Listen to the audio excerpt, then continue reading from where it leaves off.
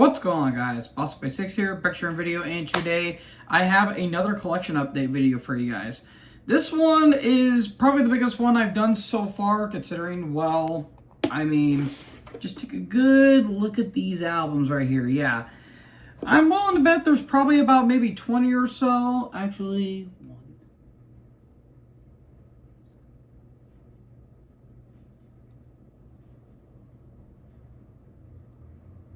there's actually 18 albums, so I was a little close on that one. I actually do have a couple albums sitting on my dresser right now, but I'm not going to be doing those because I have to listen to those albums, so I'm giving you the ones that I have listened to. So, yeah, this one's going to be a fun one to go through. So, yeah, without wasting any time, make sure I got all the ones I need. Yep. Just make sure, you never hurt to double check, folks. So, yeah. Without further ado, kick back, grab a snack, because this is going to be a pretty lengthy one, and let's get into these albums. Avenged Sevenfold, City of Evil. This is the third studio album from this California traditional heavy metal / progressive metal / I guess an avant-garde act. I do have a good chunk of their collection. Actually, I believe I'm only missing 3 albums for them. 3 or 4 albums. I'm missing Sounding the Seventh Trumpet, I believe Nightmare, The Stage, and their latest album, Life is But a Dream. I did pick this one up because I do know of the singles off this album, like Beast and the Harlot and Backcountry. And I decided to check this album out because I'm like, well, I'm not the world's biggest fan of these guys, but why not? I did listen to the singles. I kind of grew up on them because this came out in the 2000s. So I gave it a listen, and I was honestly shocked of how much I really did appreciate it. Now, I don't think this is going to be a controversial opinion when I say M. Shadows is not really a great vocalist. Like, when he tries to do the cleans on this album, it sounds very whiny. And when he tries to do, like, it's more like screams, it's like scratchy and very smoky, and it doesn't really come off all that great, if I'm going to be completely honest. But I will say the songwriting and music-wise, I think is absolutely fantastic. Again, the aforementioned Beast and the Harlot, Burn It Down, Blinded and Chained, which has a big thrashy bite. Of course, Backcountry, Trashed and Scattered, Sidewinder's pretty cool. And as the album goes on, like towards that last half of the album, it gets longer and it gets more epic. So a bit of a proggy vibe on some of the songs. Betrayed and MIA, I think, is a really nice song about the troops and the ones that we lost during wars and all that stuff. So, yeah, I think out of all the ones I've listened to so far, this has been the best one yet. So, yeah, I think it's a pretty solid album in the outside of things. Again, not a big fan of M. Shadow's vocals, but music-wise, I think this is absolutely fantastic. Again, these guys basically dry hump the shit out of Iron Maiden riffs, so there's that. So, yeah, all in all, solid album in the 2000s. I give this a solid recommendation. Bloodbath, Survival of the Sickest. This is the latest studio offering from these Swedish death metal supergroup. This was originally formed by members of Catatonia and Michael Åkerfeldt, and now a bit of a departure in terms of Michael. This, I believe, is the 3rd album with good old Nick Holmes from Paradise Lost. And from what I have seen and heard in terms of reviews for this album, this is the best that they have with Nick Holmes. And honestly, I can agree. This album fucking rips. Literally from the get-go, like the opening Zombie Inferno, just disgusting HM2 guitar tone right in your face. And it just does not stop until the chainsaw stops revving up. Petrifying Corpse has a nice Cannibal Corpse-like vibe. Dead Parade, which is pretty catchy. Malignant Maggot Therapy, nice little, kind of a bit of a Carcass vibe on that song in particular. But Carved, Born Infernal, To Die, Affliction of Extinction's really good. Tales of Melting Flesh, Evirocide, like the song titles are fucking fantastic. But the last track on this entire album, Might be one of the best death metal songs I've heard in the past 5 years. No God Before Me, which big opine to God of Emptiness for Morbid Angel. This is essentially God of Emptiness Part 2, and I love it, especially with the chorus, no God before me. Terrible singing aside, that chorus fucking rips. I absolutely love that chorus. And I love this album. If I were ever to do a Bloodbath ranking, this will be high up on the list. Dare I say, might be one of the best in their entire career. So yeah, absolutely killer stuff. Love this album. Absolutely loved it. Blast all around. Check this out. Big recommendation. Blue Oyster Cult, Fire of Unknown Origin. This is the 8th studio offering from these New York hard rock / proto metal legends. This album fucking rips. My God, this album is great. And this is one of the more heavier albums. Dare I say, this is where they kind of went to heavy metal in some ways. Because this thing is like a very heavy, I guess more of a heavy rock record.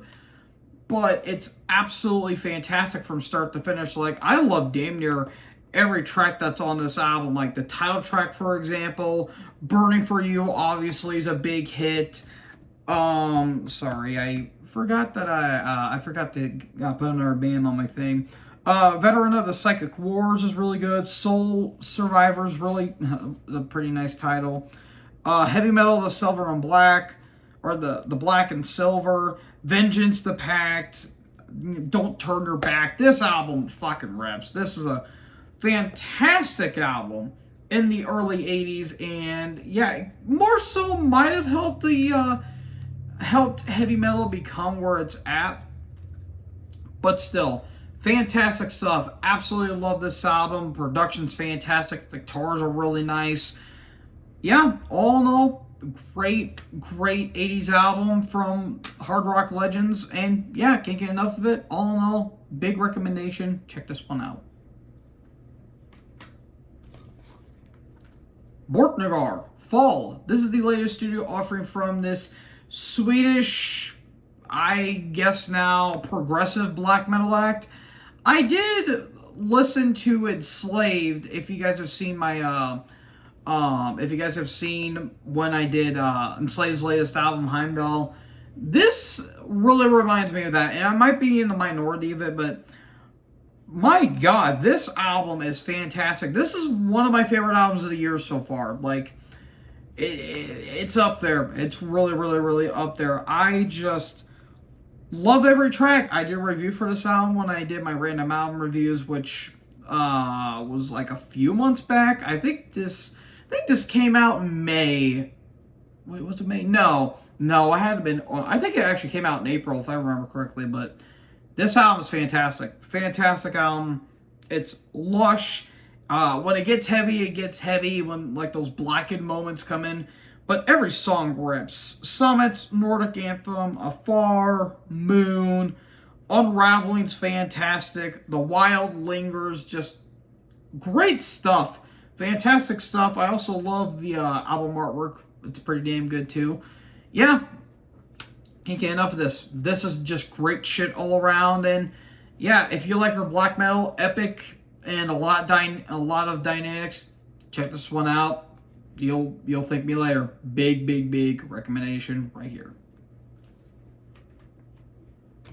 All right, the next 3 albums are from one of my all-time favorite bands, Candlemass. The first one I have, 1986's their debut album, Epicus Doomicus Metallicus.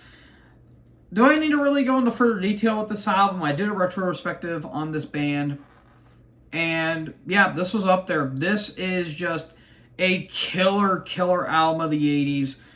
Basically what kind of launched doom metal to be where it's at, and I would dare say one of the greatest debut albums of all time. And this would actually be the lone album, at least for a good long time, to have Johan Lindqvist on the vocals up until 2019's The Door to Doom.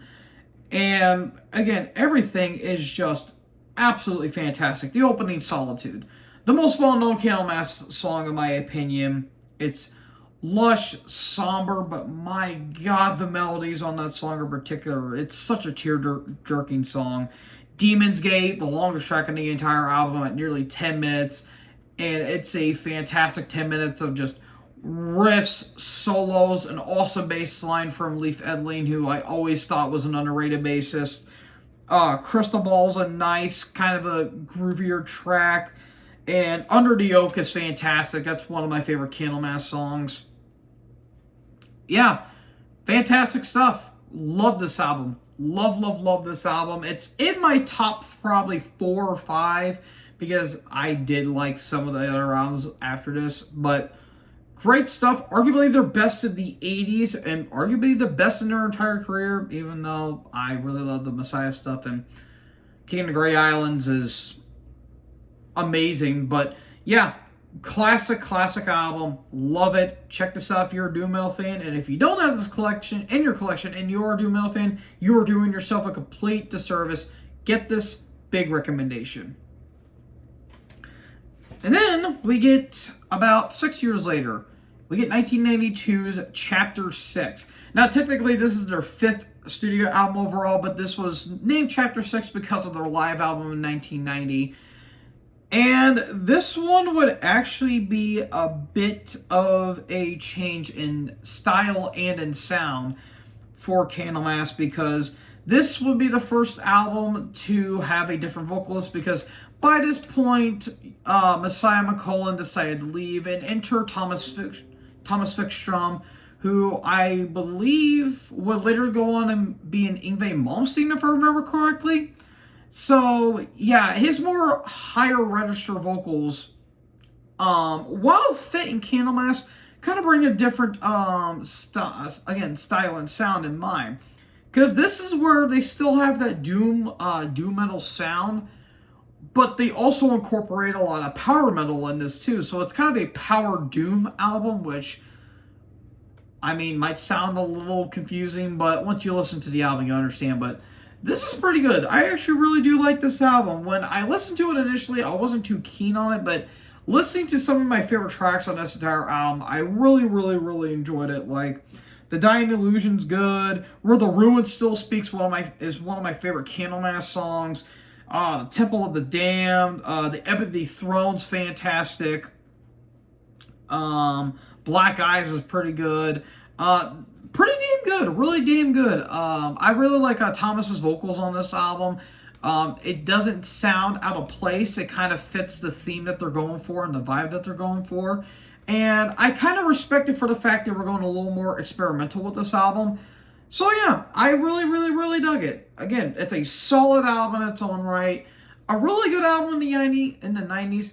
Not so much a fantastic Candlemass album, but still really good. Still fairly enjoy this album. It'll be a little bit lower on my list because, I mean, Johan and the Messiah era and even the Rob Lowe era are absolutely golden. But this is a pretty good for a one-off vocalist. And yeah, really solid stuff all around. I give this a recommendation. Solid stuff.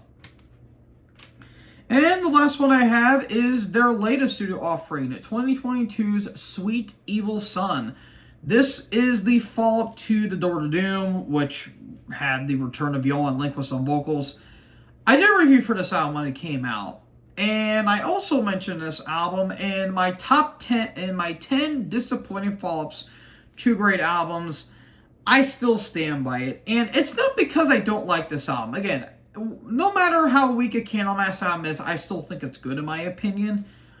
This is probably their most disappointing offering because of how much The Door to Doom was. That was a fantastic album. Johan came back, was absolutely fantastic.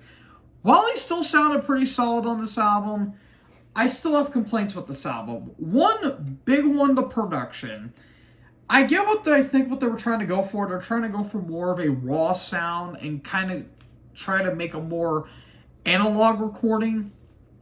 It just didn't work. It sounded very thin. The guitars didn't really sound all too heavy. They sounded like very fuzzy and very warm, for lack of a better word. And another one, the songs didn't really jump out to me as much. And I wish I liked the album more than I wanted to, but we got what we got, and I still like it, but I wish I loved it a little bit more. But the opening, Wizard of the Vortex, I think is absolutely fantastic song. The title track is very catchy. Black Butterfly is fantastic. Angel Battle is awesome. When Death Size is a fantastic song. The first half, I think, is strong. Second half, though, a lot is left to be desired. But I guess you could say, like, Devil Voodoo is pretty solid. Crucified's alright. And A Cup of Coffin, which I think is kind of funny, is a kind of unique instrumental, even though it's like a minute and a half. I still think this is a good album, but I wish it could have been better. I felt like it was a little bit rushed in some ways, especially with the production. And it just kind of sounds like an EP, like a very long EP. And again, I just wish it was a better album, but beggars can't be choosers, I guess. But all in all, still a good album. I still give it a solid recommendation, but it could have been better. But all in all, still enjoyable, and it is what it is.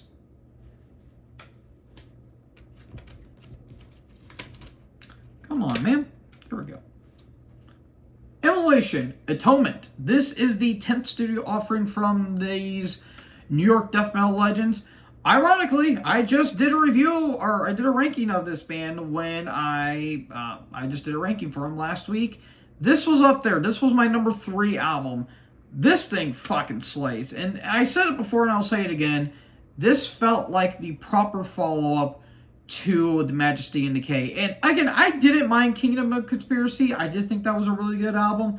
But this is where I think they picked up where they left off on A Majesty and Decay, because this thing is just flying off the handlebars. Like, the opening Distorting Light is fantastic.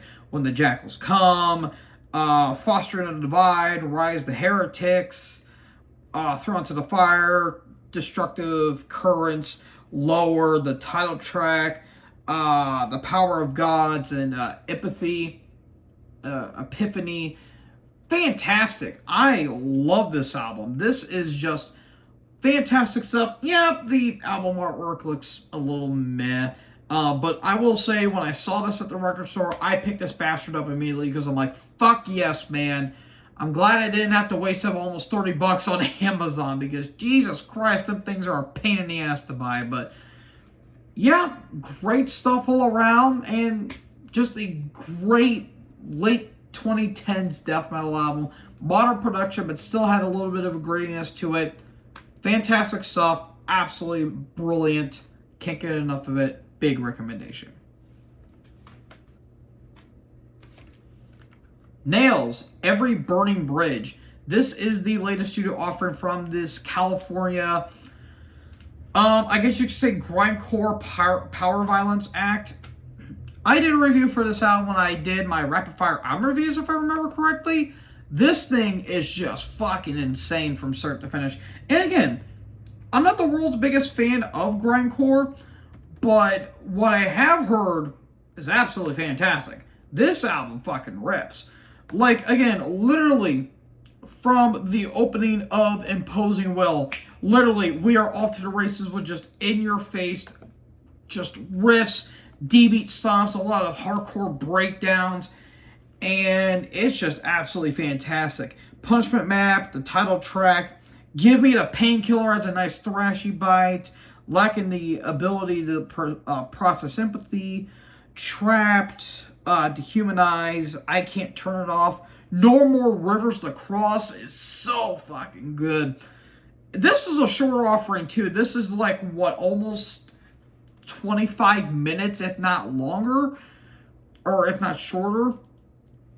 Yeah, this is just great. This is a great album. Probably my favorite grindcore album of the year. And again, I really like that new Full of Hell. That new Full of Hell was great. This one is probably a little bit better. And my God, hold on to your butts, folks, because this thing ain't stopping until the fucking brakes snap. So yeah, great stuff all around. And yeah, if you like, I would say Nauseam, I would probably say obviously Napalm Death, maybe Ass Suck, and I guess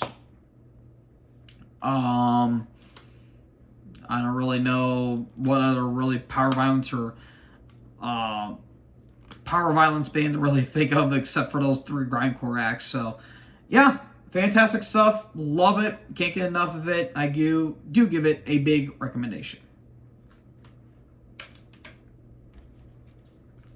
Necrophobic, In the Twilight Gray. This is the latest studio offering from this Swedish blackened death metal act. Even though this album kind of has more of a black metal feel, I consider it more of a blackened death metal because I guess it's got more death metal in it than some. But besides the point, this album is killer. This is in my top 15 of the year, bar none. This thing is absolutely fantastic.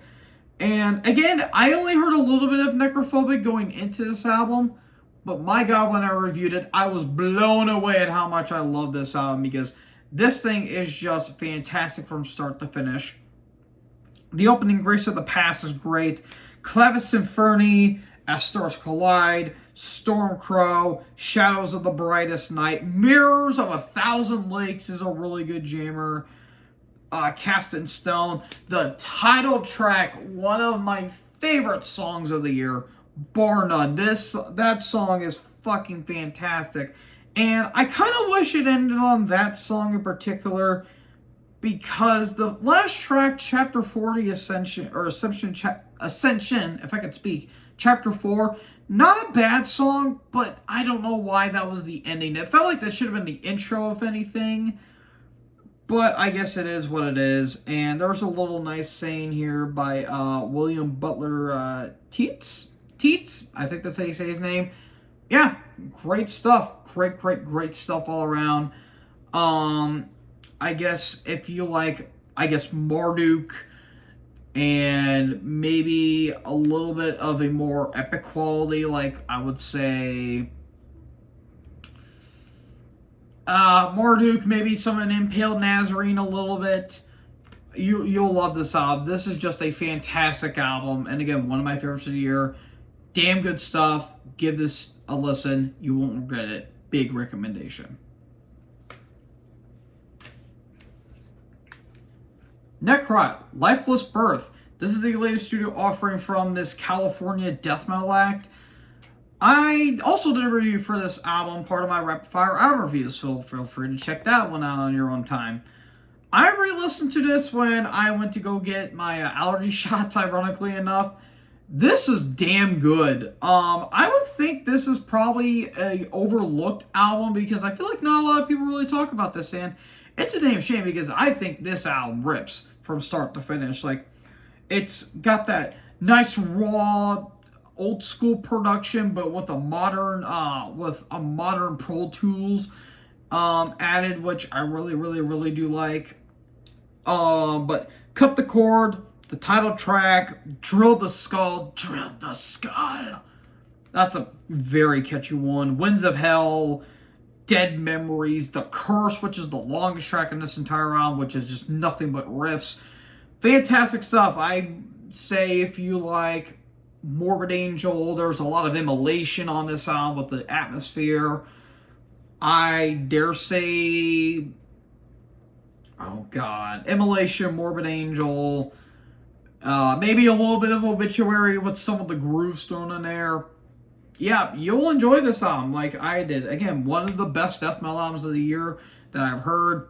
And yeah, fantastic stuff all around. Give this a big listen, and you won't regret it. Big recommendation right here.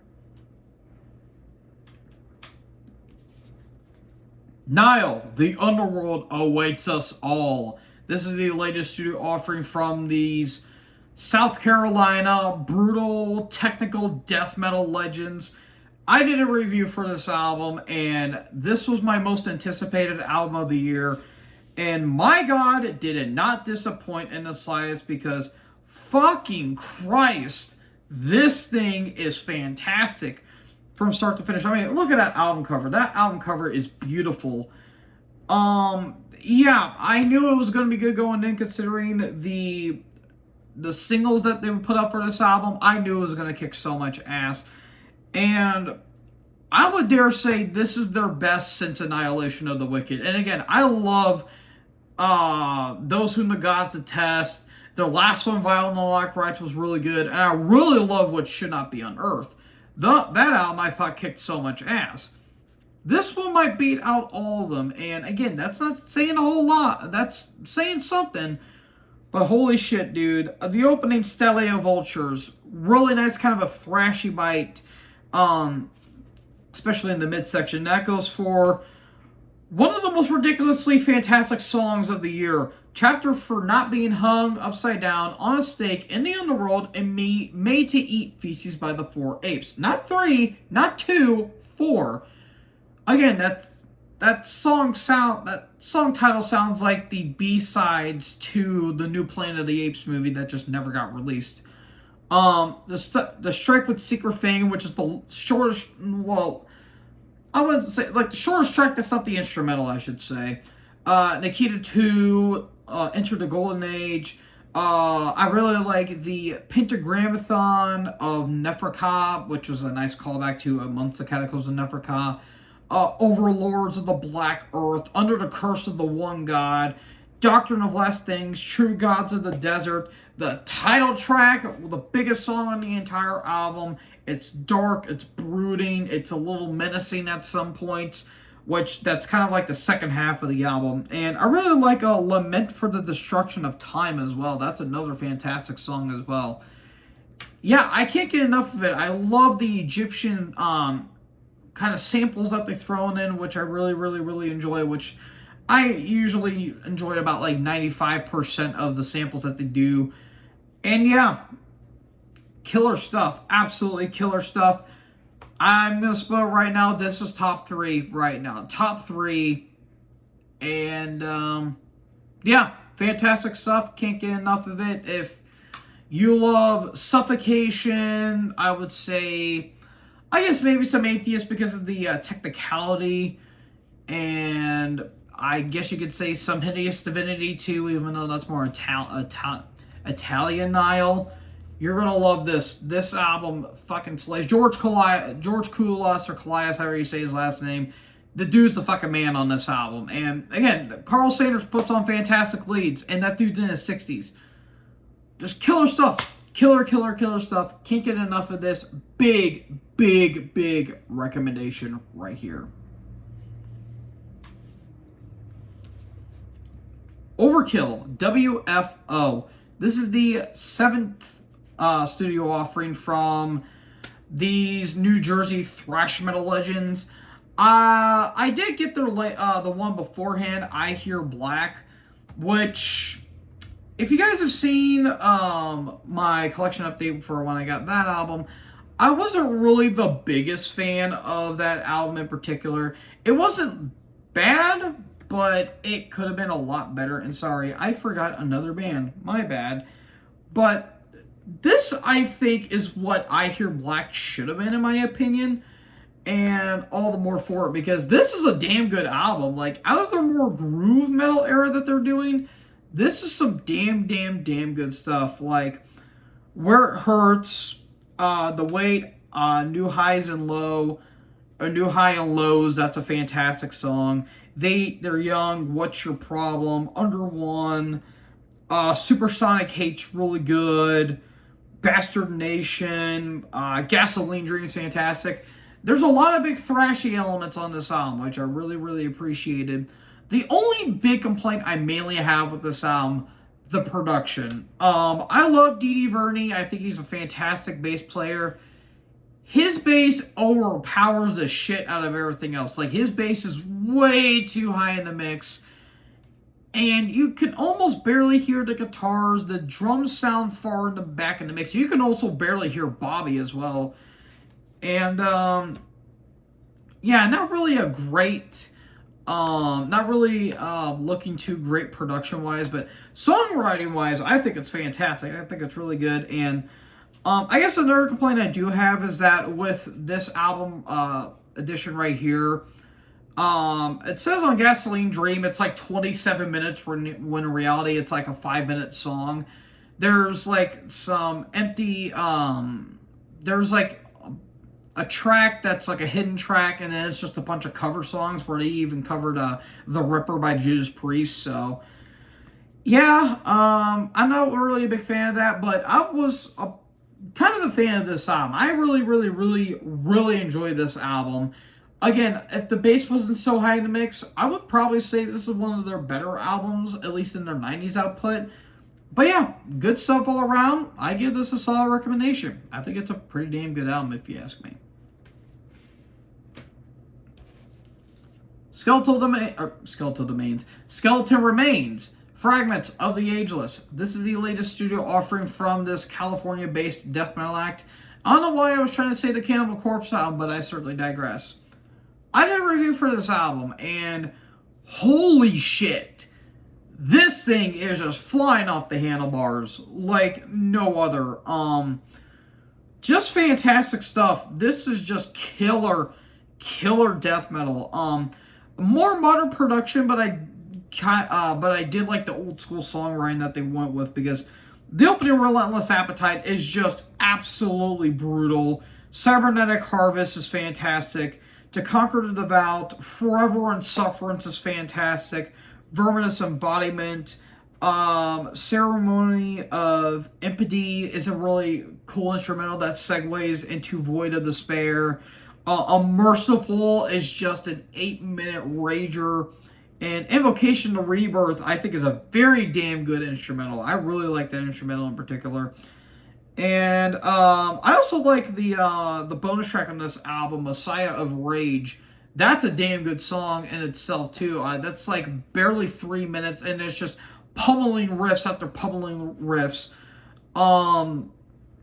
Yeah, if you love, I'd say, Morbid Angel, I guess Death, maybe a little bit of Deicide in terms of the speed of this album, and I guess you could say maybe some monstrosity in terms of the riffage. This is a great album for you. Love this album. Fantastic stuff. I can't get enough of it. Big recommendation. Sodom, Decision Day. This is, I believe, the 15th studio offering. I guess more so just the 14th studio album from these German thrash metal legends. I ranked this, I believe, in my top. I believe this was number 6 on my ranking when I did this. When I ranked Sodom. This is a damn good album. I really, really, really enjoy this album. I do like Epitome of Torture just a little bit more than this album, but this thing is absolutely great. And if you actually look on the packaging here and you take it off, it's like that, which I think that's actually pretty smooth if you ask me. But yeah, this is just a killer 2000s thrash album for the guys. The opening in Retribution, one of my favorite Sodom opening, and one of my favorite Sodom songs. Rolling Thunder is fantastic. The title track, Cagula, has a really nice bass line. Who Was God's fantastic. Vaginal Born Evil. Belligerence is a nice thrasher. Bloodlines is very catchy. And Refuse to Die, another great song. And look at that album cover. The album cover is really damn good. It's Kanerna Hines with the American flag, and I can't tell which one that flag is. I'm blanking on that one in particular. But yeah, killer stuff. And I'm trying to get more Sodom in my discography, or in my collection. And yeah, killer stuff, fantastic stuff. And again, if you like your thrash with a more modern production, can't go wrong with this. All in all, big recommendation.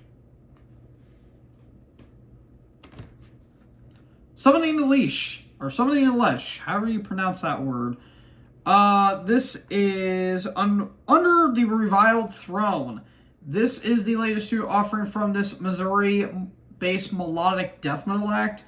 I did a review for this album, and well, if you love Black Dahlia Murder, then you're going to love this album, because this is a very damn good album, I would say.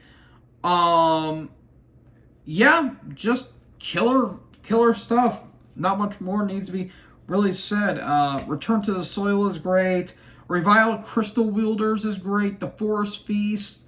My Horrors Unending. The Kyrian Fleet's fantastic. There's a more darker tone as the album goes on. Arias Groans, Will to Survive, Potion Seller's great. Price to the Bog is just a nasty song, and the Void Gate's really good too. Yeah, if you like melodic death metal, I would say maybe some At the Gates, a little bit of Dark Tranquillity, and obviously Black Dahlia Murder. You're going to love this album, and the album artwork's a little weird. That's a bit odd. Not sure what's going on there, but yeah, great stuff all around, and yeah, good stuff. One of the best death metal albums I've listened to this year. I do give this a recommendation. Unleash the Archers, Phantoma. This is the latest studio offering from these Canadian power metal act. I've heard of this band, and I actually did a review of this album when it came out, so feel free to check that out when I did my rapid fire album reviews. I like this. This is a pretty fun album. It's pretty cheesy, I will say, because, well, it's Canadian power metal, so it can be pretty cheesy, but I actually really like this album. This is a pretty fun album. They focus more on songwriting and on vocal hooks, which I really dig. And it's a pretty good album. Human Era is really good. The title track's great. Buried in Code's a nice catchy one. The Collective, I really like the harsher vocal style, along with the epic quality, which was pretty good. Green and Glass is a very catchy song. Ghost in the Mist, Seeking Vengeance, Blood Empress. This is a really good album.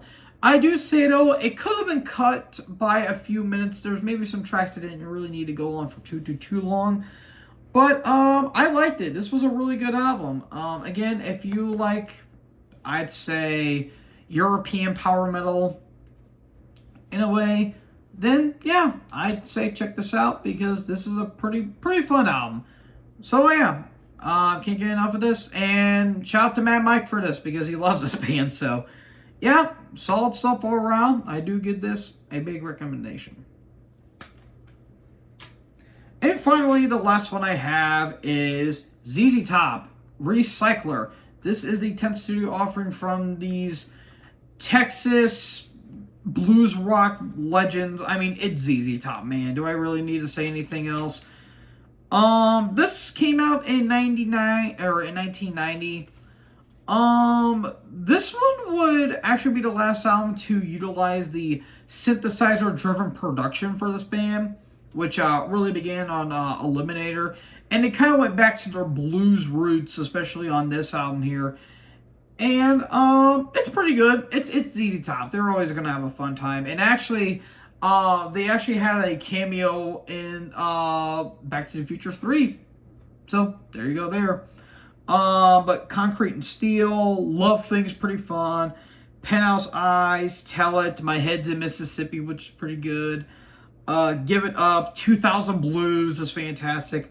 Burger Man's fantastic. And Doubleback, which, as it says here on Wikipedia, there was a version of Doubleback being played in Back to the Future 3, which I thought was pretty cool. And the music video actually had clips from the movie. So that's also pretty fun too. And it's ZZ Top. You're going to have a fun time regardless. So yeah, really damn good stuff. And if you just like a solid blues rock album, ZZ Top's got you covered. So yeah, fun stuff all around. I do give this a solid recommendation. And after all of that, we are done with the collection update. My back is hurting me big time. So yeah, that was a big ass collection I got. So what was your guys' favorite album? Let me know in the comment section below. Make sure you guys leave a like, leave a comment, tap the red subscribe button, and tap the bell so when I upload, you guys will be notified. Thank you guys so much for watching this video. Most importantly, join the herd. Till you guys next video. Peace out.